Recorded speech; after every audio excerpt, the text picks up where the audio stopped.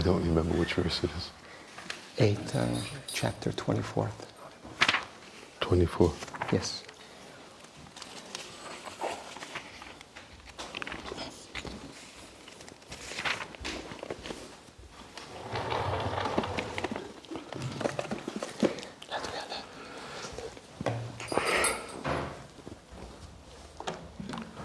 Om Namo Bhagavate Vasudevaya. Om Namo Bhagavate Vasudevaya. Om Namo Bhagavate Vasudevaya. Om Namo Bhagavate Vasudevaya. Om Namo Bhagavate Vasudevaya. Om Namo Bhagavate Vasudevaya. Reading from Srimad Bhagavatam, Canto 1, Chapter 8, Text 24. Srimad Bhagavatamból olvasunk, elsőjének 8. fejezet, 24. vers. How do you do it? Probably just to save time, maybe if you just read the Sanskrit and then go forward. And then? Then we can just... Just go to the verse. Okay. Vishanmahagne Purushara Darshanad Asat Sabhaya Vanavasha Kuchstrata Midhe Midhe Neka Maharatastrato Draunyastratas Jasmahari Birakshitaha. Translation. My dear Krishna, your Lordship has protected us from a poisoned cake, from a great fire, from cannibals, from the vicious assembly, from sufferings during our exile in the forest, and from the battle where great generals fought. And now you have saved us from the weapon of Ashvatthama. Fordítás. Drága Krishna, megvédtél bennünket a mérgezett tortától, a hatalmas tűztől, a kanibáloktól, az erkölcstelen gyülekezettől, a szenvedésektől, melyek az erdőben számüzetésünket töltve értek bennünket. Megmentettél a csatában, ahol hatalmas tábornokok harcoltak ellenünk, és most Asvattáma fegyverétől védelmeztél meg minket. Purport. The list of dangerous encounters is submitted herein.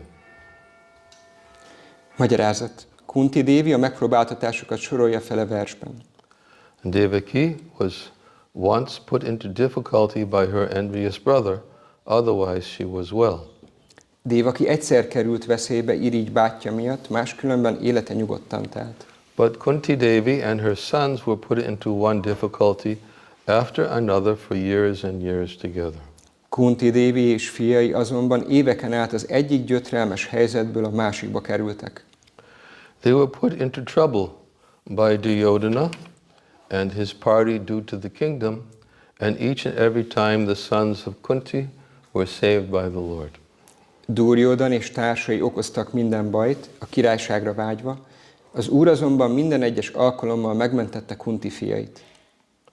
Once Bhima was administered poison in a cake, and they were put into the house made of shellac and set afire, and once Draupadi was dragged out, and attempts were made to insult her by stripping her naked in the vicious assembly of the Kurus. Egyszer Bhima mérgezett tortát kapott, máskor egy sellagházat gyújtottak rájuk. Egy alkalommal Draupadit elvonszolták és bántalmazni próbálták, meztelenre akarták vetköztetni a kuruk erkölcstelen gyülekezete előtt. The Lord saved Draupadi by supplying an immeasurable length of cloth, and Duryodhana's party failed to see her naked. Az Úr úgy mentette meg Draupadit, hogy végtelenné hosszabbította ruháját, és így Duryodhan csatlósai nem láthatták meg őt meztelenül. Similarly, when they were exiled in the forest, Bhima had to fight with a man-eater demon Hindimba Rakshasa, but the Lord saved him. Amikor számüzetésüket töltötték az erdőben, Bhímának meg kellett küzdenie az emberevő démonnal, Hindimba Rakshasával, az Úr azonban megmentette. So it was not finished there. És ezzel még nincs vége a sornak. After all these tribulations, there was the great battle of Kurukshetra, and Arjuna had to meet such great generals as Drona, Bhishma, and Karna, all powerful fighters. E tengernyi gyötrelem után a hatalmas Kuruksétrai csata következett, és Arjunának olyan nagy tábornokokkal kellett szembeszállnia, mint Dróna, Bhishma és Karna, akik mind hatalmas harcosok voltak. And at last, even when everything was done away with, there was the Brahmastra released by the son of Dronacharya to kill the child within the womb of Uttara. And so the Lord saved the only surviving descendant of the Kurus, Maharaj Parikshit.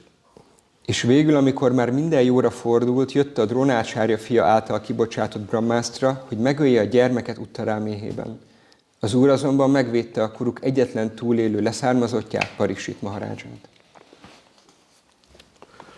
Homa Gyanati Mirandasya Garanjana Shalakaya Chaksha Unminitam Dena Tasmai Shri Gurave Namaha Mukam Karoti Vachalam Pangum Nangayate Garim Yat Kripa Tamaham Vande Shri Gurundina Taranam Nama Om Vishnu Padaya Krishna Prastaya Bhutale Shrimate Bhaktivedanta Swamin Iti Namane Namaste Saraswati Deve Gauravani Pacharane Nirvishesha Shanyavari Paschachade Satarane Jai Shri Krishna Chaitanya Prabhu Nityananda Shri Advaita Gadadhara Shivasadi Gaura Bhaktavinda Hare Krishna Krishna Krishna Hare Hare Hare Rama Rama Rama Hare Hare.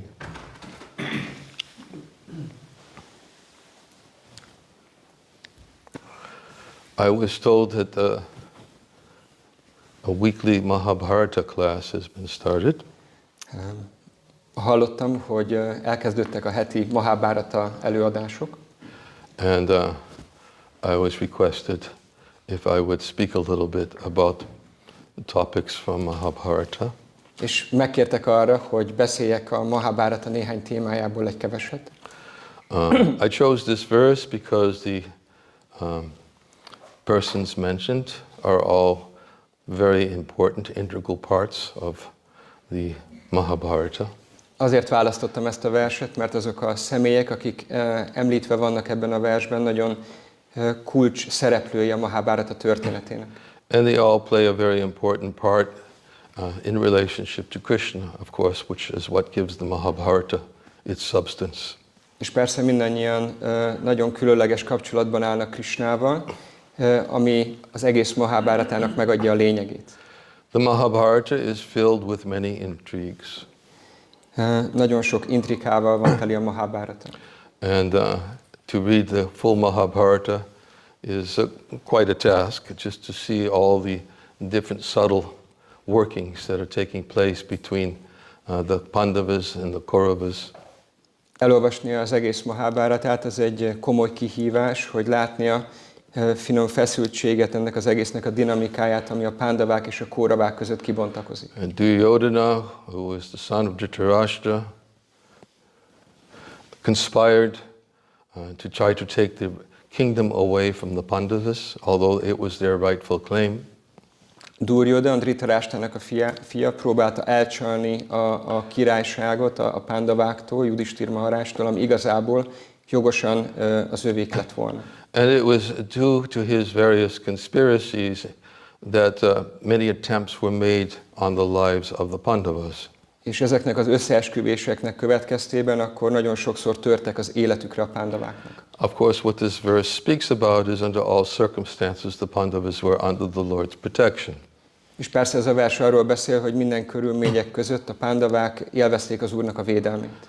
I'm going to speak a little bit about something in the beginning of today's class that to help us understand a little bit more about who are these personalities, the Pandavas. Mai alkalommal azzal szeretném kezdeni az előadást, hogy beszélek egy kicsit a Pándavákról, mint személyiségekről, hogy kik voltak ők valójában. I'm going to speak from a frame of reference which is not so much emphasized in the Mahábhárata. Egy olyan vonatkozási pontból, vagy nézőpontból fogok beszélni, ami nincs annyira kihangsúlyozva a Mahábháratában. Nonetheless, I'd like to put a spotlight on these personalities because they are actually eternal associates of the Lord. Mindazonáltal szeretnék reflektorfényt irányítani ezekre a személyiségekre, akik az Úrnak az örök társai voltak. And whenever the Lord appears, as he explains in Bhagavad Gita, he appears to fulfill certain purposes.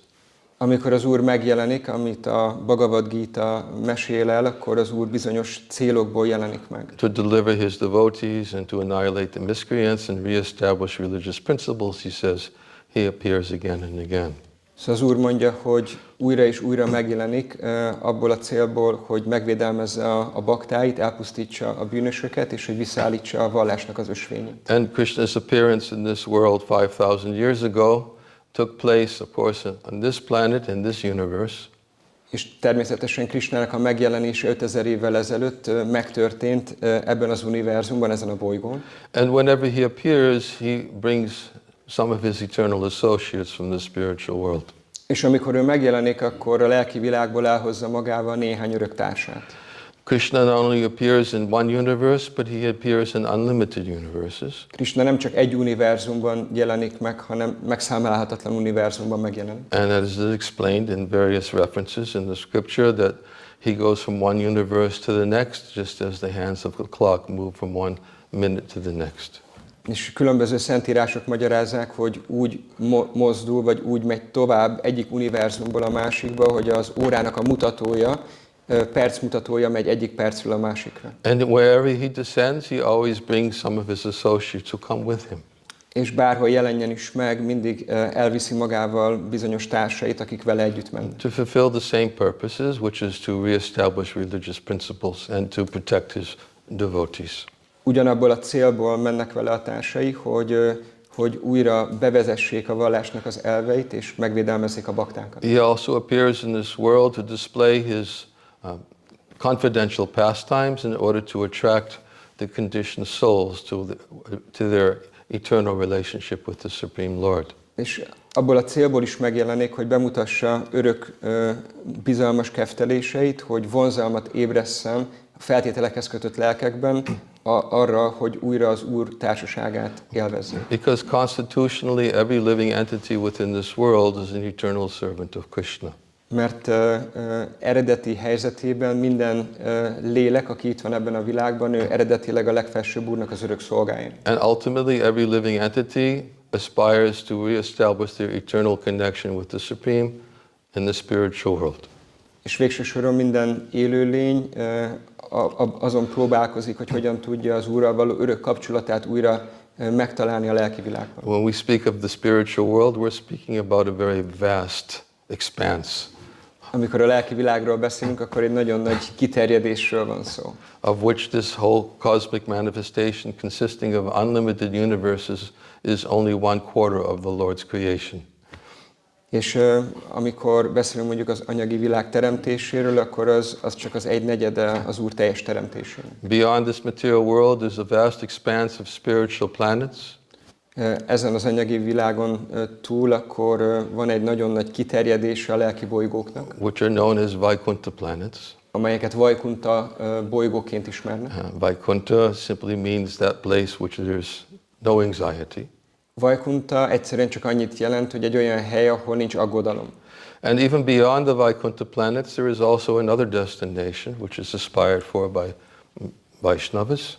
És a Vajkunta bolygókon túl van még egy úti cél, amelyet a Vaisnavák tűznek ki maguk elé. Which is the transcendental realm of Goloka Vrindavan. Ami nem más, mint Goloka Vrindavannak a transzcendentális birodalma. In the realm of Goloka Vrindavan, devotees have an eternal relationship with the Lord. És Goloka Vrindavan birodalmában a baktáknak örök kapcsolata van a Legfelsőbb Úrral. Out of affection, of friendly relationships, parental affections, or conjugal love or service. Vagy a barátság, a szülői szeretet, a szeretői, vagy a szolgai hangulat valamelyikében. The residents of Goloka Vrindavan are not conscious of the Lord's divinity. Goloka Vrindavanban az ott lakó lelkek nem tudatosak Istennek az isteni mi voltáról. They are simply conscious of their relationship with Krishna. Egyszerűen csak a Krishnával való egyéni kapcsolatukról tudatosak. And that relationship they have with Krishna is everything to them. És a Krishnával való kapcsolatuk mindent jelent a számukra. They do not even know that they are the greatest living entities in creation. Még azt sem tudják, hogy az egész teremtésben ők a legemelkedettebb lelkek. Their devotion is that of described as Jnana Sunya Bhakti. Jnana Sunya Bhaktinak titulálják az ő, vagy nevezik az ő odaadásukat. Or Kevala Bhakti. Vagy Kévala Bhaktinak. Which means that their knowledge of God is completely covered by their love. And by the Lord's internal potency called Yogamaya. Ami azt jelenti, hogy a szeretetük, vagy az Úrnak a belső energiáját, amit Yogamaya potenciának hívnak, ez befedi Istennek az isteni mi voltáról való tudásukat. And this enables them to think of Krishna as their own son. És ezt teszi őket képessé arra, hogy például Krishnára úgy gondoljanak, mint a saját fiúkra. Or as their friend. Vagy mint a barátjukra. Because their thoughts are never disturbed by thoughts of his divinity. Mert a gondolataikat sohasem zavarja meg Istennek az isteni mi voltával kapcsolatos gondolatai. However, there is also expanse realm of spiritual existence, which is described as Vaikuntha. There is also an expanse realm of the spiritual world, which is known as Vaikuntha. És persze van a lelki világnak egy olyan kiterjedés, amit Vaikunthaként ismernek. And in Vaikuntha, the Supreme Lord manifests various forms according to the various abodes where he is worshipped by his servitors. És a Vaikuntha bolygókon az Úr egy adott formában jelenik meg olyan módon, ahogy az adott helyen imádják őt. One of his abodes is known as Dwarka. Az egyik ilyen lakhelyét úgy ismerünk, mint Dvárakán. And within the realm of Dwarka, there is also a place known as Hastinapur. És Dvárakán belül akkor van egy másik hely, amit úgy ismernek, hogy Hastinapura. And in Hastinapur, there are associates of the Lord, eternal associates of the Lord, who are the Pandavas.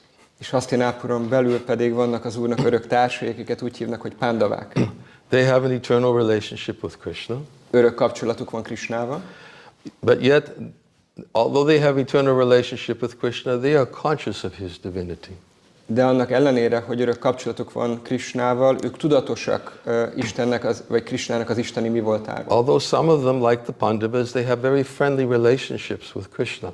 De minden mellett például a Pándavák nagyon baráti kapcsolatot tartanak fent Krishnával. There are different types of friendship. There is friendship of those who are conscious of Krishna's divinity, and there is friendship of those who are not conscious of Krishna's divinity. Tehát különféle baráti kapcsolatok vannak. Van olyan baráti kapcsolat, amikor az adott lélek tudatos Krishnának az isteni mi voltáról, de van, amikor nem tudatos, csak a barátság kapcsolatáról. Those who are not conscious of his divinity are his friends in Goloka Vrindavan. Azok a barátai, akik nem tudatosak Krishnának az isteni mi voltáról, ők azok a barátai, akik Goloka Vrindavanban vannak. When they play with Krishna, they're not conscious of his divinity. Amikor Krishnával játszanak, akkor nem tudatosak arról, hogy ő Isten. If they thought were conscious of Krishna's divinity, it would not be possible for them to jump on his back. Hogyha tudnák azt, hogy Krishna Isten, nem volna lehetőség a számukra, vagy nem engednék meg maguknak, hogy mondjuk Krishna hátára ugorjanak. Their love for Krishna as a friend would be crippled by that awareness of his divinity. A Krishna iránti szeretetüket korlátozná az, hogyha tudnák, hogy Krishna Isten. But that's the nature of their friendship. De ez az ő barátságuknak a különleges természete. The nature of the friendship that exists outside of Vrindavan is compared like the Pandavas, who have a friendly relationship with Krishna. A másfajta baráti kapcsolatok, ami Goloka Vrindavan kívül létezik, ez olyan, mint amikor mondjuk a Pándavák, amikor ők tudják, hogy Krishna Isten. In fact, even in the Bhagavad Gita, in the 11th chapter of the Bhagavad Gita, when Krishna revealed his universal form to Arjuna. A Bhagavad Gítának a 11. fejezetében olvashatunk arról, hogy Krishna feltárja Arjunának az univerzális formáját. Arjuna became so overwhelmed by seeing Krishna's his universal form. Annyira lenyűgözi Arjunát, amikor meglátja Krishnának ezt a kozmikus formáját. And he asked for forgiveness. Please forgive me that I was dealing with you in a very friendly way, almost seeing you like as equal, but I know now that I've done something very wrong. És akkor mondja neki, hogy kérlek, bocsáss meg, hogyha tiszteletlenül viselkedtem, mert nem voltam teljesen tudatos az isteni mi voltodról, kérlek, bocsáss meg, hogyha valamit rosszul cselekedtem. Prabhupada actually uses an analogy in this connection. Srila Prabhupád használ egy hasonlatot ennek a vonatkozásában. He gives the analogy of a young child whose father is a policeman. Azt a példát hozza Prabhupád, amikor van egy fiatal gyermek, akinek az apukája egy rendőr. He says, so when his father is at work, he appears in one way. A rendőr apuka a munkáján belül egyfajta módon viselkedik. But when he's at home with his son, he's his father. De amikor otthon van a fiával, akkor ő csak egy apa. And the son is very accustomed to being picked up by his father, being embraced, rubbing his head. Gyerek nagyon hozzá van ahhoz szokva, vagy akkor az apukája felkapja, megsimogatja. And Srila Prabhupada said that, but if the father comes home shooting his guns, it's his father, but son is definitely not being, he cannot relate to what he's experiencing in the presence of his father. Not shooting his guns at the children, but just shooting his guns. These days you have to qualify the example. De Prabhupád mondja ezt, hogy de hogyha az apuka úgy jön haza, hogy lövöldöz a fegyverével, és persze nem a gyerekre lövöldöz, hanem csak így a levegőbe, vagy a manapság, akkor ezeket úgy nagyon tisztázni kell így a példákon belül, akkor a gyerek nem tud ehhez viszonyulni, mert nem az a szerep. It's one aspect of the father that the child is not accustomed to see.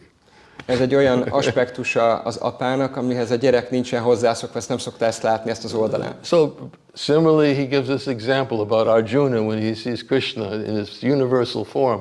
He was overwhelmed when Krishna manifested this universal form to him, and he realized that you're God. Ugyanez a példa igaz Arjunára, Krishnával való kapcsolatában, hogy amikor meglátta Krishnának az univerzális formáját, akkor az annyira lenyűgözte, hogy akkor tudatosodott benne, hogy igazából Istenről van szó. So the Pandavas, they also have friendly relationships with Krishna, but they're more conscious of his divinity than his friendly relationships in Goloka. A Pándaváknak is baráti kapcsolata van Krishnával, de ők sokkal jobban tudatosak Krishnának az isteni mi voltáról, mint például a Krishnának a barátai Goloka Vrindávánban. Nonetheless, whenever Krishna comes or whenever he descends into this world, he brings some of his associates, and associates like the Pandavas, they come with him. És amikor Krishna megjelenik ebben a világban, akkor elhozza magával örök társait, és például a Pándavák akkor megjelennek vele együtt. Yeah. And when they come with him, we see that the Pandavas have to undergo many tribulations at the hands of personalities like Duryodhana. És lehet látni, hogy amikor a Pándavák eljönnek, akkor nagyon sok viszontagságon kell keresztül menniük, amit például olyan személyiségek okoznak nekik, mint Duryodhana. But although they're undergoing so many difficulties and so many tribulations in the hands of Duryodhana and others who conspired with Duryodhana. És annak ellenére, hogy annyi nehézségen és viszontagságon kellett keresztül menniük, amit Duryodan és más Duryodanhoz kapcsolódó személyek okoztak nekik. They were always dependent upon the Lord in all circumstances. Még mindig folyamatosan minden körülményben, teljes mértékben az Úrra bízták magukat. In the face of any adversity, they always had firm trust that if we simply remember Krishna, we'll be protected. És teljes meggyőződésük és nagyon mély hitük volt abban, hogy ha minden körülmények között emlékeznek Krishnára, akkor védelemben részesülnek. Of course, this is an example in the Mahábhárata when Duryodhana was given the choice: do they want to have Krishna fighting for them, or do they want Krishna's army? Ez például egy példa a Mahábháratában, amikor ott van a választási lehetőség, hogy Duryodan mit szeretne, Krishnát az ő oldalán, vagy pedig Krishnának a hadseregét, aki az ő oldalán fog harcolni. Of course, Duryodhana was very much impressed by Krishna's army. Persze Duryodan nagyon lenyűgözte Krishnának a hadsereget. But Arjuna was very much impressed by simply having Krishna. De Arjunát igazából egy dolog érdekelte, hogy Krishna ott legyen mellette. And it was the most natural selection for Arjuna and for the Pandavas. És Arjuna és a Pándavák számára ez egy nagyon könnyen eldönthető kérdés volt, hogy kit válasszon. Because of their friendly relationships with Krishna, they were just completely dependent upon him for everything. A baráti kapcsolatukból kifolyólag teljes mértékben függtek Krishnán. Although even in their friendly relationships, there were varying degrees of friendship. Persze, akkor a baráti kapcsolatukon belül is ez a barátság más mértékben nyilvánult meg. Arjuna is given as the most ideal example of friendship. Arjunáról úgy beszélnek, mint a legideálisabb vagy tökéletes példája egy barátnak. Yudhishthira Maharaj, although he was friend, because he was senior in age, he had a little bit more of a protective relationship with Krishna. Yudhishthira Maharaj is egy jó személy volt ilyen szempontból, de mivel korban egy picit idősebb volt Krishnánál, ezért ő inkább egy ilyen védelmező hangulatban közelítette meg Krishnát. Example is given in Nectar Devotion that when they would come before Krishna, Yudhishthira Maharaj would take Krishna in his arms, and not only would he embrace it, but he would rub his head and smell his head, because he had this kind of parental affection that was also there in his friendly relationship. A baráti kapcsolatukon belül Yudhishthira Maharaj és Krishna között, akkor Yudhishthira Maharajból áradt egyfajta apai szeretet is Krishna felé, és azt a példát szokta hozni a Mahábhárata, hogy amikor találkoztak, akkor Yudhishthira Maharaj megölelte Krishnát, de nem csak megölelte, hanem megdörzsölte a fejét, és megszagolta a fejét. Because he was Krishna's elder. Mert Krishnához képest idősebb volt. And in his relationship with Arjuna and Bhima, then they had closer friendly relationships. They would take each other and hold each other in embrace. Arjunával és Bhimával Krishnának egy szorosabb baráti kapcsolata volt, ők mindig megölelték szorosan egymást. And Nakula and Sahadev, because they were younger, they would go and they would touch his feet. És Nakula és Sahadev, mivel ők meg fiatalabbak voltak Krishnánál, akkor ők mindig mentek és megérintették Krishnának a lábát. So even in their friendly relationship, they had different subtle elements of subtle differences in their relationship because of seniority. Mindannyian Krishnának a barátai voltak, de ez a barátságuk akkor nagyon piciben eltérő volt mindegyikük esetében, így az életkor függvényében. But they were all eternal associates, as we described.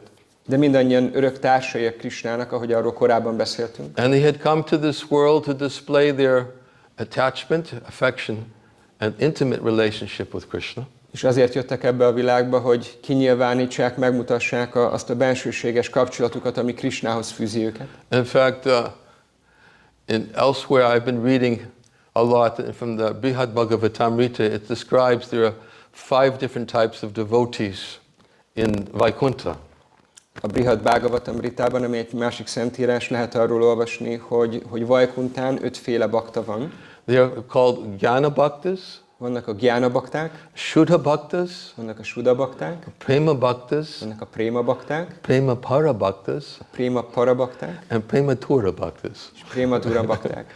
They're all devotees who have a loving relationship with Krishna, but different types of relationships. Mindannyian bakták, akiknek Krishnával szeretetteljes kapcsolatuk van, de hogy picit más. The Jnana Bhaktas, they have, mostly their relationship is based on knowledge of Krishna's divinity, Aishvarya. A Jnana baktáknak a kapcsolata Krishnához az olyan, hogy ők nagyon tudatosak Krishnának az Aishvarjájáról, ami az isteni mi voltát jelenti. An example of a Jnana Bhakta is Bharat Maharaj. Bharat Maharaj egy jó példája egy ilyen Jnana baktának. Whereby he relishes his relationship most by practicing the 9 processes of devotional service, such as hearing, chanting, remembering, worshipping.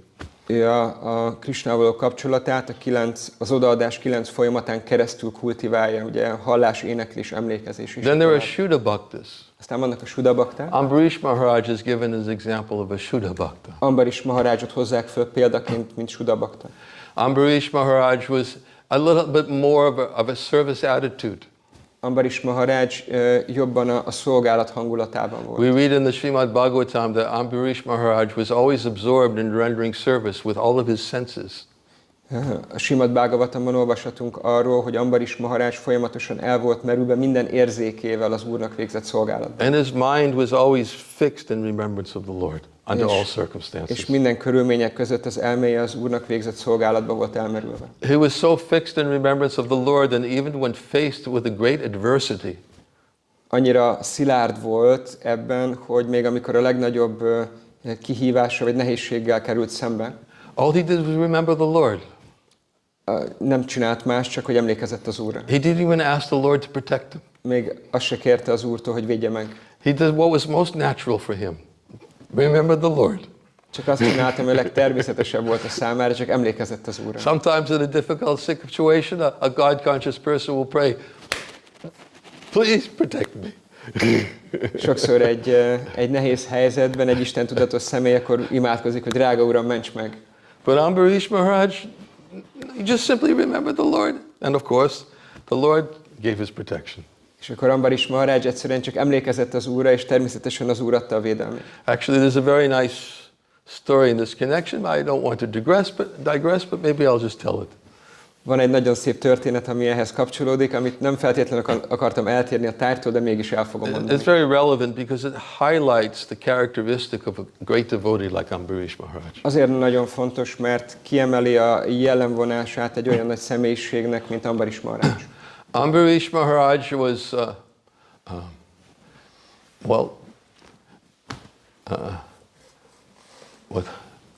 Durvasa Muni. Yes, I was trying to remember Durvasa Muni. Durvasa Muni is the one who invoked a demon in order to punish Ambarish Maharaj. Durvasa Muni volt az a személy, aki előhívott egy démont annak érdekében, hogy azáltal büntesse meg Ambarish Maharajot. For a very slight minor offense. Egy nagyon jelentéktelen picike sértés miatt. His offense was that it was time for him to break his fast. And if he didn't break his fast, then his whole fast that he had been performing for a long period of time would be rendered null and void.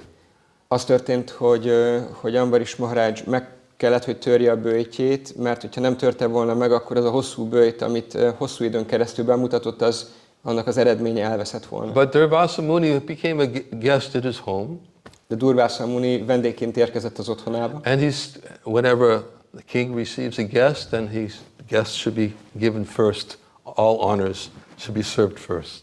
De amikor egy királyhoz vendég érkezik, akkor először a vendégnek kell felszolgálni az ételt. But Durvasa Muni decided he wanted to take bath first. De Durvasa Muni úgy döntött, hogy először szeretne lefürödni evés előtt. And Ambarish Maharaj realized, but it's the time for me to break my fast. What should I do? De Ambarish Maharaj meg látta azt, hogy most eljött az ideje a böjt megtörésének, mit évő legyek.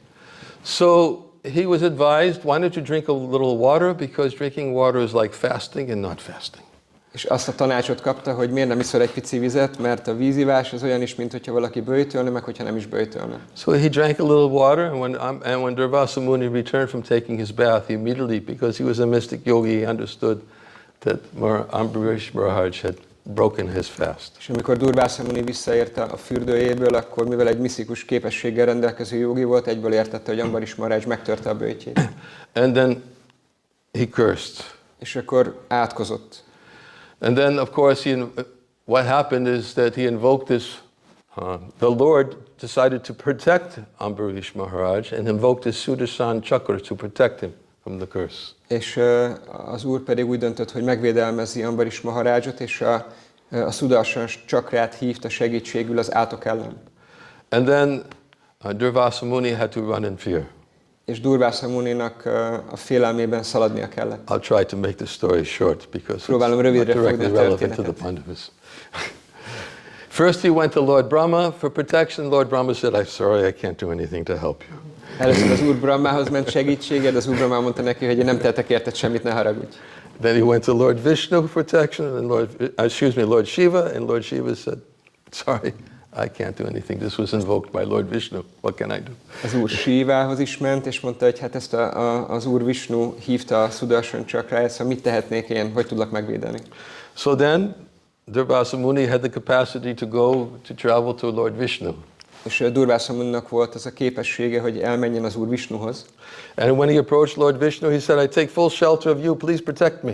Mondta neki, hogy drága Uram, teljes menedéket veszek nálad, kérlek védj meg. Please call off this Sudarshan chakra, which is about to kill me, burn me to death. kérlek, fogd vissza a Sudarshan csakrát, ami éppen készül engem megégetni, megölni.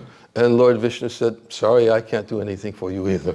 És az Úr Vishnu mondta, hogy én sem tehetek érted semmit, ne haragudj. And this, of course, was very bewildering for Durvasa Muni, but you're the one who invoked it. Why? How can you say you can't do anything about it? És Durvasa Muni nagyon megzavarodott, mondta, de hát te küldted a Sudarshan csakrát, akkor hogy lehet az, hogy nem tudsz semmit tenni ellene? He said, look at me, I'm suffering. Mondta neki, nézd rám, szenvedek. When you see somebody suffering before you and taking shelter, can't you think of their suffering? Amikor látsz magad előtt valakit, aki szenved, akkor nem tudsz együtt érezni a szenvedésével? Where's your heart? Hol van neked a szíved? So Durvasa Muni was very bewildered. Durvasa Muni nagyon meg volt zavarodva. And when the Lord said, sorry, I can't do anything to help you, I'm not independent. És az Úr mondta, ne haragudj, nem tehetek semmit, én nem vagyok független. I'm completely under the control of my devotee. Én a baktámnak az irányítása alatt állok teljes mértékben. I'm not independent from my devotee. Nem vagyok független a baktámtól. You see, because the devotee is always in my heart and I'm always in the heart of my devotee. Mert én mindig ott vagyok a baktám szívében, és a baktám mindig az ott van az én szívemben. The devotee only thinks of me and I don't think of anyone except for them. És mondta, hogy én mindig a baktáimra gondolok, és a baktáim mindig rám gondolnak. And then Vishwanath Chakravarti Thakur gives a commentary on these verses in the Srimad Bhagavatam. És Vishwanath Chakravarti Thakur a Srimad Bhagavatamnak ezekhez a verseihez fűz magyarázatot. And he describes the conversation which takes place between Lord Vishnu and Durvasa Muni. És beszél arról a párbeszédről, ami az Úr Vishnu és Durvasa Muni között zajlik. And Durvasa Muni says to Lord Vishnu, please have a heart, can't you think of my suffering? És Durvasa Muni mondja az Úrnak, hogy hát legyen szíved, nem látod, hogy szenvedek? And the Lord explains to Durvasa Muni, he says that actually my devotee always serves me out of love. És mondta neki az Úr, hogy hát igazából a baktám mindig szeretetből fakadóan szolgál engem. He doesn't want anything from me. Nem akar semmit se tőlem. He just wants to serve me, that's all. Ő csak szolgálni akar engem, ennyi az egész. And the opportunity to serve me, it just makes him the happiest. És az a lehetőség, hogy szolgálhat engem, ezt teszi őt a leginkább boldoggá. My devotee takes me into the core of his heart. A baktám befogad engem a szívének a legmélyére. And he serves me so nicely within his heart because he's always thinking of me. És olyan szépen szolgál engem a szívében, mert mindig rám gondol. And because he serves me so nicely, naturally I want to reciprocate. És azért, mert olyan szépen szolgál, akkor természetes módon akarok vele viszonozni. So I say to my devotee, please let me give you something. És akkor mondom a baktámnak, hogy hagyj adjak neked valamit. But my devotee always says, no, I don't want anything, I just want to serve you. De a baktám mindig csak annyit mond, hogy én nem akarok tőled semmit, csak szolgálni akarnak. And Krishna says to his devotee, please let me give you something, at least something. You're serving me so nicely. És Krishna pedig mondja a baktának, hogy legalább valamit hagyj adjak nektek, olyan gyönyörűen szolgálsz And the engem. devotee only says to me, just give me the opportunity to serve you, that's all. That's the greatest happiness of my life. A bakta megmondja Krishnának, hogy hát csak add meg nekem mindig a szolgálatnak a lehetőségét, ez a legnagyobb boldogságom az életemben. He won't let me give him anything. És nem engedi, hogy bármit adjon neki az Úr. So I give him the greatest treasure I have in my treasure house. Szóval, mondja az Úr, akkor a legnagyobb kincset adom neki, ami a kincses táromban csak létezik. I give him my heart. Odadom nekik az én szívemet. You're asking, where's my heart? Ha kérdezed, hogy hol van az én szívem, I don't have it. nincs nálam. You want my heart? Akarod a szívemet? You go to my devotee. Menj oda a baktámhoz. He has my heart. Nála van a szívem. And I'm always thinking about my devotee. És mindig a baktámra gondolok. I can't think about you Nem tudok rád gondolni, because I'm always thinking about my devotee who took my heart. mert mindig a baktámra gondolok, aki elrabolta a szívemet. So if you want me to think about you and if you want my heart, then go to my devotee. Hogyha akarod, hogy gondoljak rád, és akarod a szívemet, akkor menj a baktámhoz. You'll get everything right there because he has my heart. Tőle megkapsz mindent, mert nála van a szívem. So he explains that's the nature of Ambarish Maharaj. He's always only interested in serving. He's Shuddha Bhakta. És magyarázza, hogy akkor ez a természete Ambarish Maharajnak, hogy ez az egyetlen dolog, a szolgálat az, ami őt érdekli, egy igazi Shuddha Bhakta. And then another type of bhakta is called the Prema Bhakta. Aztán van egy másik fajta bakta, akit Préma baktának neveznek. An example of the Prema Bhakta is Hanumanji.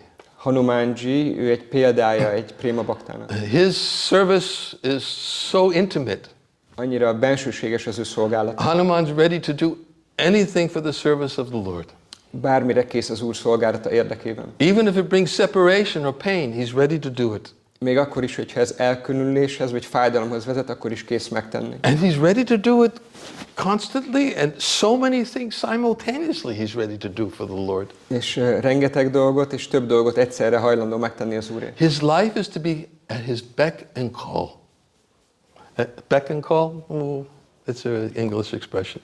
Means to always be at the call of the Lord under all circumstances. Hogy bármikor elérhető az Úr számára, minden körülmény között, akkor rendelkezésére áll. Hanuman is an example of a devotee of the Lord who resides in a yoga, the spiritual world. Hanuman egy olyan személy, aki egy példa arra, egy olyan baktár, aki a lelki világban lakik, Ayodhyában. He also resides in Kimpurusha Loka, És Purusha in Lokán is ott separation lakik, from Lord Ramachandra. ahol elkülönülésben él az Úr Rámachandrával. Resides in those places simultaneously.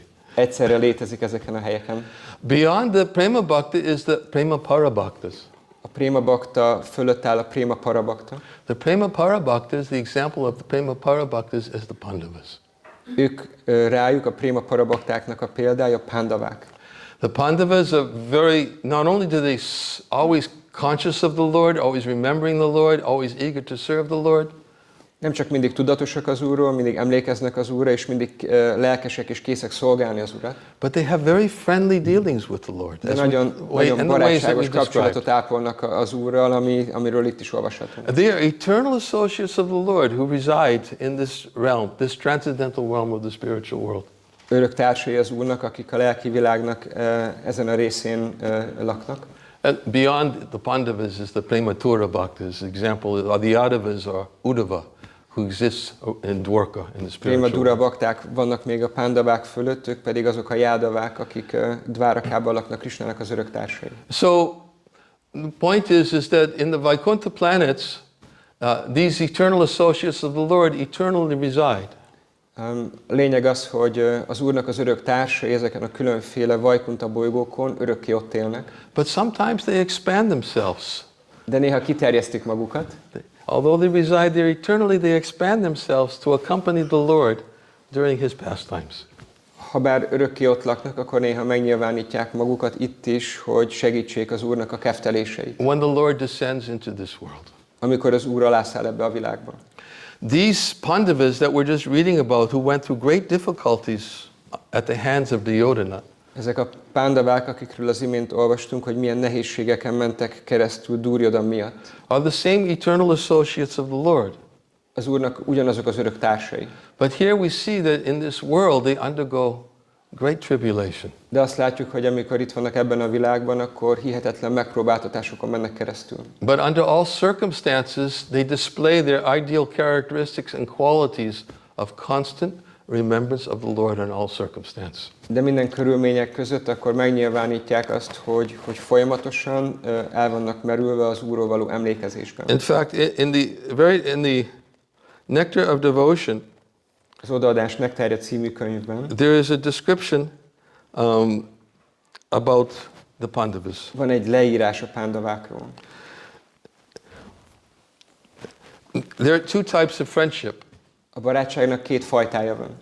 And the two types of friendship are described as friendship in trust A barátságnak ez az egyik fajtája, ez a barátság a bizalomban, and then being friendly with one another. és Being friendly with one another. Yeah, the others. There are two types of sakyam, excuse me. Sakyam, it's friendship. But két fajta szakyam van, barátság van. one is trust. Az egyik az a bizalom, And the Pandavas are an example of friendly relationships with complete trust in Krishna. és a Pándavák arra példák, hogy olyan barátjai voltak Krishnának, akik teljes mértékben bíztak Krishnában. And it is stated in Nectar of Devotion, in the Mahábhárata, Draupadi says, És az Odaadás nektárjában azt olvashatjuk, hogy a Mahábháratában Draupadi a következőket mondja. My dear Govinda, Kedves Govindám, your promise is that your devotee can never be vanquished. az az ígéreted, hogy a te baktád nem vészel soha. I believe in that statement. Hiszek ebben a kijelentésben. And therefore, in all kinds of tribulations, I simply remember your promise, and thus I live. És minden nehézségek közepette egyszerűen csak emlékezek erre az ígéretedre, és így tudom túlélni. The purport is that Draupadi and her 5 husbands, the Pandavas, A magyarázat pedig az, hogy Draupadi és az 5 férje, a Pándavák, were put into severe tribulations by their cousin brother Duryodhana. hihetetlen nehézségekbe kerültek az unokatestvérük Duryodhan miatt, as well as by others. és mások is nehézségeket okoztak nekik.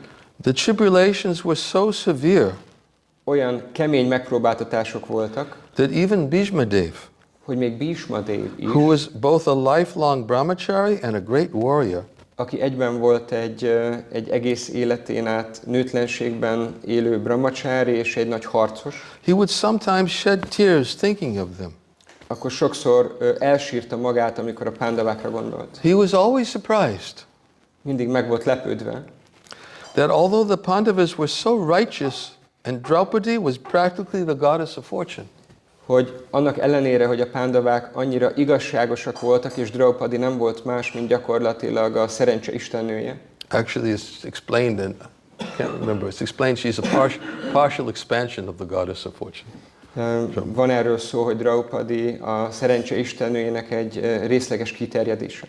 And although Krishna was their friend, És habár Krishna volt a barátjuk, still they had to undergo such severe tribulations. még mindig hihetetlen megpróbáltatásokon kellett keresztül menni. Though their tribulations were not ordinary, Habár ezek a megpróbáltatások nem voltak közönségesek. Draupadi was not discouraged. De Draupadinak ez nem vette el a lelkesedését. She knew that because Krishna was their friend, És tudta, hogy azért, mert hogy Krishna a barátja, ultimately they would be saved. akkor végső soron biztos, hogy meg lesznek mentve. So someone may say, well, if she knew that ultimately she would be saved, then what's the great tribulation for the Pandavas if she knew that ultimately they would be saved? Valaki mondhatná, hogy akkor végül mi volt ebbe akkor a megpróbáltatás, hogyha tudta, hogy végső soron Krishna meg fogja őket védeni. Well, point is that ultimately, but there was a lot that transpired between what happened and the ultimate Krishna's saving. És a lényeg az, hogy végső soron lesznek megvédve, de a végső soronhoz képest ott nagyon sok idő telt el, amikor meg látszólag ugye akkor nehézségek voltak. There's a story I seem to remember in this connection. Van egy történet, ami eszembe jut ezzel kapcsolatban. Maybe you can help me. When Draupadi, the attempt was being made to disrobe her. Draupadival kapcsolatos a történet, amikor le akarták őt vetköztetni a gyülekezet előtt. And Sakuni was Sakuni, right? Taking the cloth. Huh? Dushasan. Sakuni was the dice. Yeah. Dushasan. He was pulling on the cloth. Dusászan akkor próbálta lehúzni Draupadinak a And as we száját. know, Krishna was providing unlimited sari, so that no matter how much cloth Dushasan was pulling, she could not be disrobed. És akkor persze tudjuk, hogy Krishna végtelen hosszú ruhaanyagot teremtett, és akkor független attól, hogy Dusászan mennyire próbálta, nem tudta levetköztetni Draupadit. And of course, Draupadi finally realized at one point that although she was nothing she could do to prevent this, she put her hands up finally, she said, "Hey Govinda." És egy ponton Draupadi rájött arra, hogy Dusászan ellen teljes mértékben tehetetlen, és akkor egy ponton csak föltette mind a két kezét, és mondta, hogy Govinda Krishna. And there was once a question that she had asked, why is it took so long for Krishna to come to my protection? És egyszer föltett egy ilyen kérdést, hogy mi tartott ennyi ideig Krishnának ahhoz, hogy a segítségemre siessen. Krishna explained this, well, first you looked to Bhishmadev, who was the senior of the assembly, and you thought maybe he could help you. És akkor Krishna magyarázta neki, hogy először Bhishma Devára néztél, aki a legidősebb kurú volt a gyülekezetben, és arra gondolta, hogy esetleg ő fog neked segíteni. But there was nothing he could do. De ő tehetetlen volt. Then you looked to your husbands. Aztán ránéztél a férjeidre, Can you help me? és mondtad nekik, hogy segítsetek. There was nothing they could do. De nem volt semmi, amit tehettek Actually, no, volna. the first thing she did was she tried to stop it herself. Ugye az első dolog igazából az volt, hogy ő próbálta magán tartani a ruhát. She was holding on to the sari. Úgy fogta a száriát. That was the first thing. You tried to stop yourself. Először próbálta saját maga megvédeni magát. Then you looked to Bhishma. Aztán nézett Bhishmára. Then you looked to the Pandavas. Aztán Krishna mondja neki, hogy utána ránéztél a pándavákra, a férjeidre. And then you put your hands up. És akkor mondta, hogy és csak ezek után tetted föl a Hey, kezed. Govinda. And then I came. És akkor jöttem. Because ultimately, all you could depend on was me. Mert végső soron csak rajtam tudtál függni. So in the same way, sometimes devotees are put through tribulations. Hasonló módon néha baktáknak hihetetlen nehézségenken keresztül menni az And életében. here we describe the different tribulations the Pandavas were put through. Ugye itt a vers beszél arról, hogy milyen fajta nehézségeken kellett a Pándaváknak keresztül Duryodhana menni. had conspired to have the Pandavas killed. Duryodhan összeesküvéseket gyártott, hogy hogyan pusztítsa el a Pándavákat. He hatched this scheme to build a house made of shellac. Csinált egy olyan tervet, hogy egy sallak éghető anyagból építsenek a Pándavák számára egy palotát. And he tried to arrange the whole situation so that the Pandavas would go to this place, this Varanavata, this city where there was a big festival that was supposed to be held in worship of Lord Shiva. És Duryodhan úgy rendezte, hogy a Pándavák elmenjenek ebbe a városba, ahol ez a palota megépült ebből az éghető anyagból, hogy egy nagy fesztivál készülődött az Úr Shiva tiszteletére, ez Varanavatában volt. And he approached Dhritarashtra and he asked Dhritarashtra, can we make an arrangement to get them out of the kingdom and to send them to this place?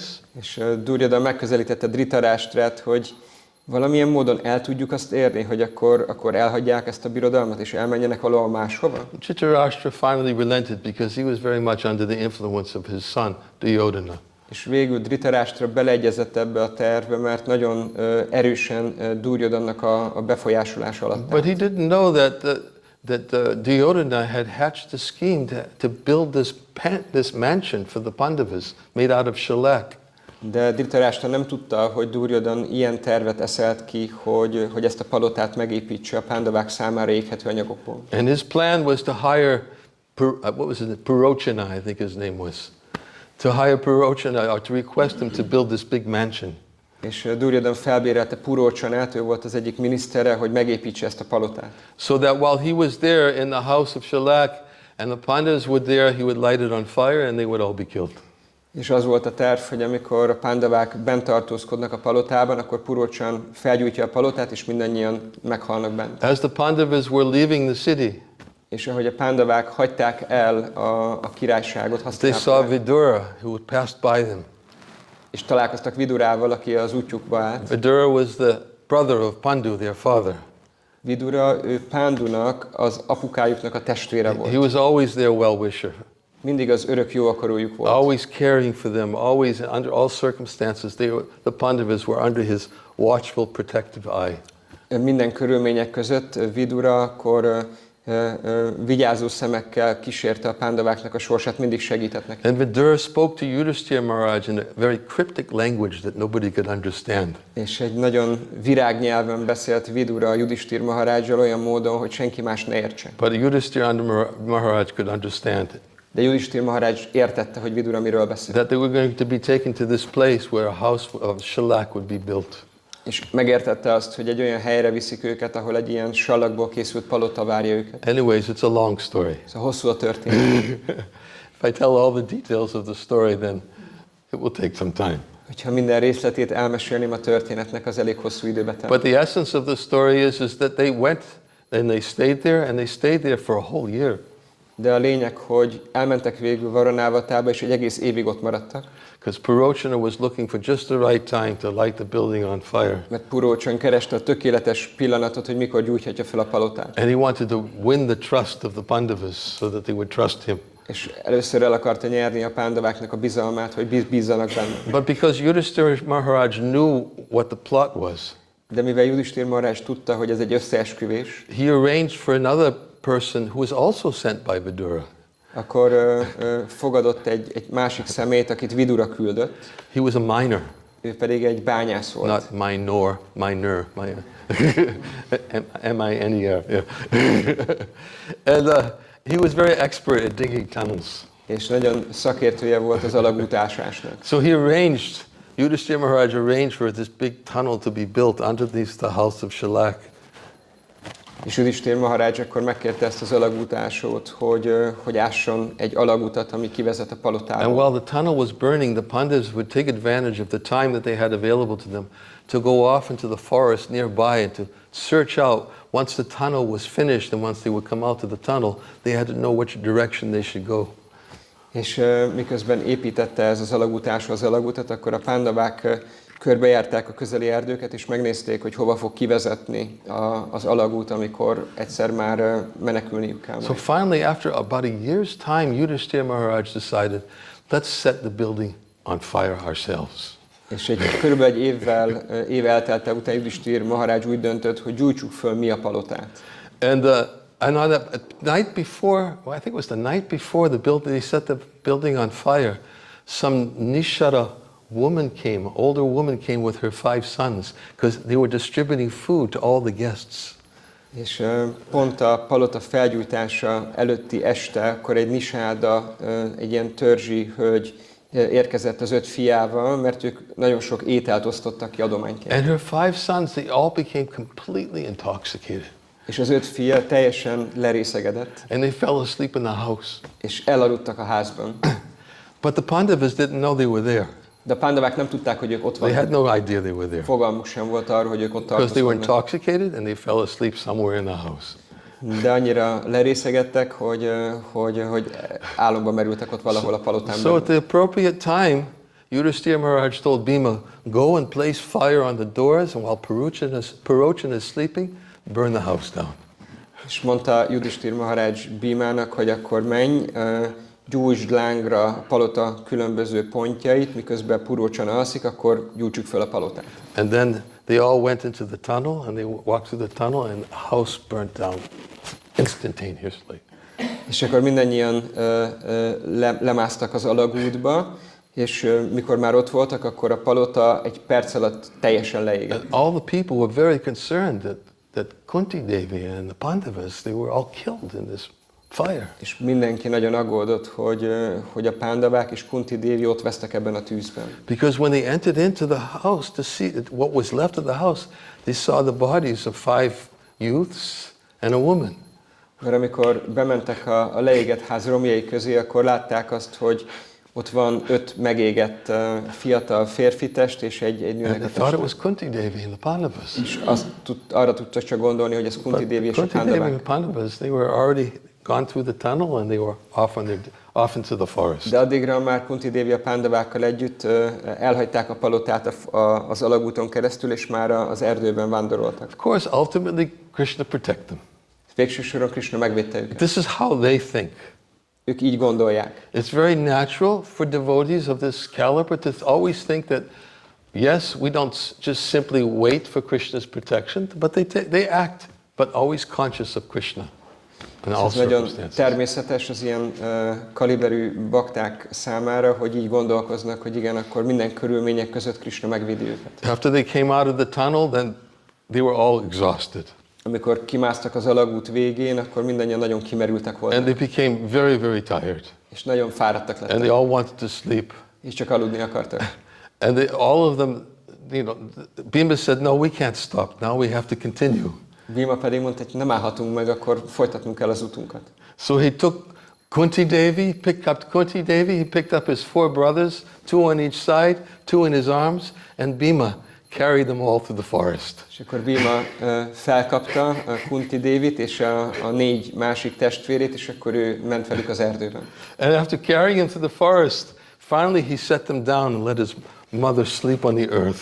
És akkor végül, amikor már az erdő mélyén voltak, akkor letette őket, és hagyta, hogy aludjanak a földön. And he let his brothers, let them all sleep also. And he was always just careful to keep the watchful protection of his brothers and his mother. És amikor ott aludtak a testvére és az anyukája, akkor ott vigyázott rájuk, ébren őrködött. But nearby, there was a Rakshasa whose name was Hidimba. De ott a közelben volt egy Hidimba nevű démon, egy ráksasza. Rakshasa is a man-eater. A ráksasza az egy Cannibal, this is described emberevő, here. egy kanibál, úgy itt a They vers. thrive on eating human beings. Az a keftelése, hogy emberi lényeket fogyaszt. And he had a sister his name was Hidimba and his sister's name was Hindimbi. Őt Hidimbának hívták, és neki volt egy lánytestvére, akit meg Hidimbinek neveztek. She was a Rakshasi. Ő is egy ráksasi volt. So Hindimba told his sister, you should go to these people. He could smell their flesh just by being nearby. You should go there and prepare them for my dinner.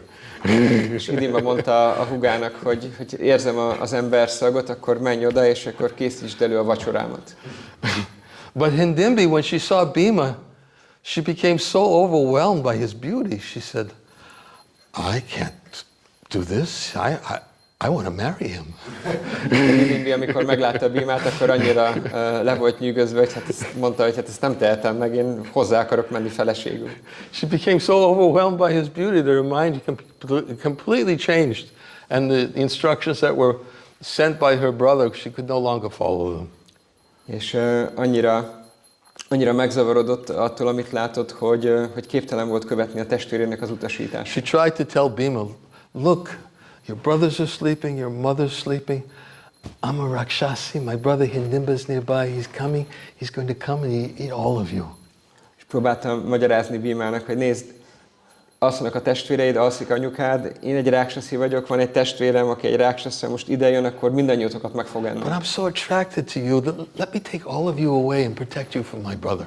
És mondta neki, hogy nem, de annyira vonzódom hozzád, hogy hadd fogjalak meg mindannyiótokat, és akkor elviszlek benneteket biztonságos helyre a testvérem elől. Bhima in no way would he think about this fear of this Rakshasa. De Bhimában egy szemernyi félelem sem volt ettől a ráksaszától. He looked at his mother and said, my mother should be lying on a royal bed, and here she is lying on the earth. És mondta, hogy anyukámnak egy királyi ágyban lenne helye, nem pedig a földön. Look at my brothers, Yudhishthira Maharaj. He's such an ideal, qualified king. Look at him sleeping after all he's gone through, these difficulties created by Duryodhana. És mondta neki, hogy nézd, itt van Yudhishthira Maharaj, aki egy ideális király, és most ott alszik ő is a földön, hogy mennyi nehézségen kellett keresztül menni a Duryodhannak a cselszövése miatt. I don't even want to disturb their sleep. Még az alvásukat se akarom megzavarni. Let them stay where they are. Hagyj maradjanak ott, ahol vannak. And let them sleep. Hagyj aludjanak. She said, but my brother will come. De mondta Hidimbi, hogy de hát jön majd a testvérem. Let him come. Hagyj jöjjön. And in fact, Hindimba, in due course of time, he began to think, where's my sister? Persze idővel akkor Hidimbának felmerült a kérdés, hogy I've hol been van a waiting húgom. long enough. My sister has not come, not prepared my dinner.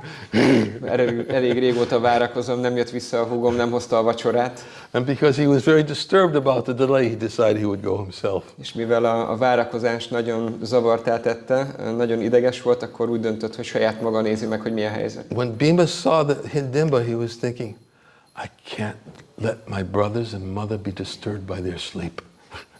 Let their sleep be disturbed.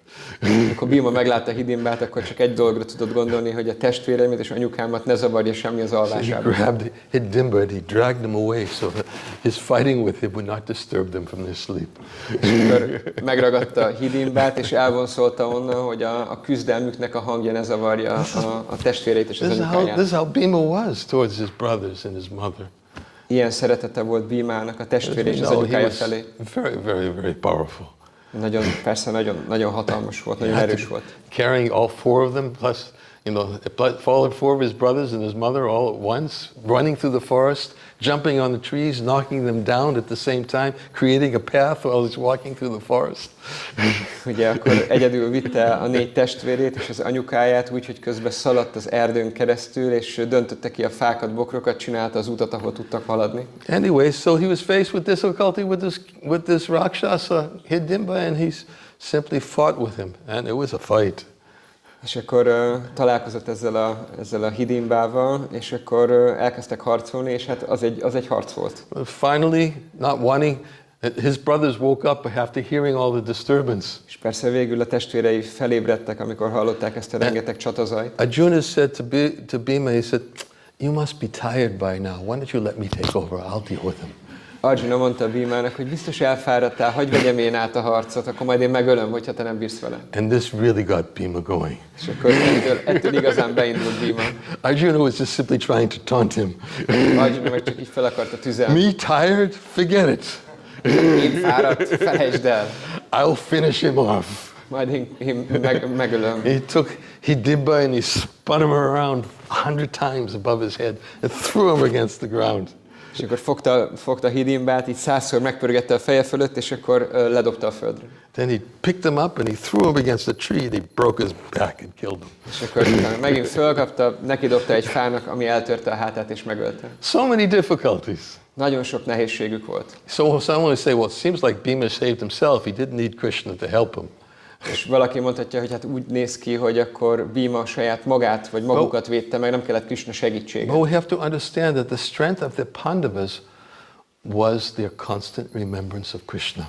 De meg kell értenünk, hogy a pándaváknak az ereje abban rejlett, hogy folyamatosan emlékeztek Krishnára. That was their strength. Ez volt az ő ereje. Under all circumstances, they would never forget their complete dependence on the Lord.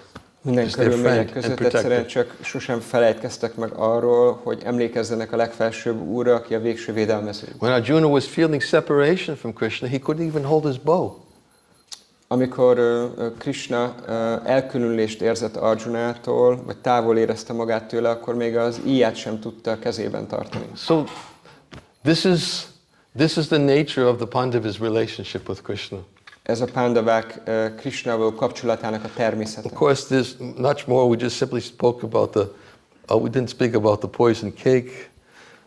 Ugye nagyon sok mindenről lehetne még beszélni, például nem beszéltünk a mérgezett tortáról. Battle of Kurukshetra. Vagy a kuruksétrai háborúról. But this prayer is, my dear Krishna, your lordship has protected us from a poisoned cake, from a great fire, from cannibals, from the vicious assembly, from sufferings during our exile in the forest, and from the battle where great generals fought. And now you have saved us from the weapon of Ashvatam. Drága Krishna, ugye van ez az ima. Megvédtél bennünket a mérgezett tortától, a hatalmas tűztől, a kanibáloktól, az erkölcstelen gyülekezettől, a szenvedésektől, melyek az erdőben, száműzetésünket töltve értek bennünket. Megmentettél a csatában, ahol hatalmas tábornokok harcoltak ellenünk, és most Ashvatthama fegyverétől védelmeztél meg minket. I will end here. Itt most befejezem. If anybody would like to ask any questions. Valaki szeretne valamilyen kérdést feltenni? Madhupati. Or comments, if you'd like to make. You mentioned that the Pandavas are eternally residing on the Vaikuntha planet called Dwaraka. However, when Radhakund and Shyamakund were built, Radhakund is They in were regular shape. 5 trees there? Yeah, 5 trees. So how to understand this, that these 5 trees are expansions of the Pandavas? Or, That's how I understand it. Amikor az volt a kérdés, hogy Maharaj említetted, hogy a pándavák azok Dvárakában élnek örökké a Vajkuntán, de hogy amikor a Rádakundot és a Syamakundot építették, akkor ott volt 5 fa, amiről azt mondták, hogy a pándavák, akkor ezt hogy kell érteni, hogy ők örökké vannak ott is? Sanatana Goswami explains throughout Brihad Bhagavatamrita that eternal associates of the Lord can expand themselves into many places at once. Sanatana Goswami magyarázza a Brihad Bhagavatamritában, hogy az Úrnak az örök társai képesek több formában kiterjeszteni magukat. thank you. Köszönöm. Is there a possibility that in the spiritual world to traverse between these stages you have mentioned? Van-e lehetőség arra, hogy a lelki világon belül valaki vándoroljon, vagy lépjen a különböző kategóriák között, amikről Maharaj beszélt? It's possible. Gopakumari did. Gopakumari megcsinálta. He traveled to every single one of them. Ő mindegyikhez ellátogatott. But his situation was somewhat unique. De az ő helyzete az valamennyire egyedülálló. Generally, what's explained in Brihad Bhagavatamrita is the person who worships the Lord, a particular form of the Lord in this world. Brihad Bhagavatamrita leírja, hogy amikor egy bakta az Úrnak egy adott formáját imádja, különösen ebben a világban. By his meditation and worship in this world of that particular form of the Lord who resides in a particular abode, then he goes to that abode. directly Ha after he egy bakta ebben finishes. a világban az Úrnak egy adott formáját imádja, akkor amikor eljut a Vajkuntára, a lelki világba, akkor arra a bolygóra fog megérkezni, ahol az Úrnak ugyanaz a formája van jelen. If it's an abode in Vaikuntha, then usually Vaikuntha dutas or residents from Vaikuntha who are messengers, they come and they take to the next destination. Vannak a Vajkunta dúták, azok a hírnökök vagy küldöncök, akik akkor jönnek, és akkor elviszik azt a baktát arra a bolygóra, ahol az ő imádott ura van. But it is under certain circumstances possible to go and to see some of these other places. De különleges körülmények esetén akkor lehetséges az, hogy ezeket a más helyzeteket is valaki meg tudja látogatni. But under most circumstances, most persons they're fully satisfied where they are. De a helyzetek vagy az esetek legnagyobb többségében azok a személyek, akik egy adott helyen vannak, tökéletesen elégedettek azzal a helyzettel, ami nekik van. And they would have no reason to think of visiting another place. És számukra nincsen semmi ok arra, hogy egy másik hely meglátogatására Because gondoljanak. where they are, the Lord is exactly the way they wanted him. Mert ahol ők vannak, az pont egy olyan hely, amilyennek ők az Urat pont látni And akarják. they wouldn't want to go to another place where the Lord might be a little bit different. És nem akarnak egy olyan helyre menni, ahol az Úr lehet, hogy egy kicsit másmilyen. Where they are is exactly the way they wanted the Lord. That was their meditation and their worship. Ahova mennek, az pont az a hely, ahol az Úr pont annak a meditációnak és gondolatnak megfelelő, amiről ők álmodoztak. And those who have eternally been there are of the same mindset. És azok, akik meg örökké ott laknak, ők is ugyanezzel a beálltottsággal rendelkeznek. But there can be exceptions. De létezhetnek kivételek.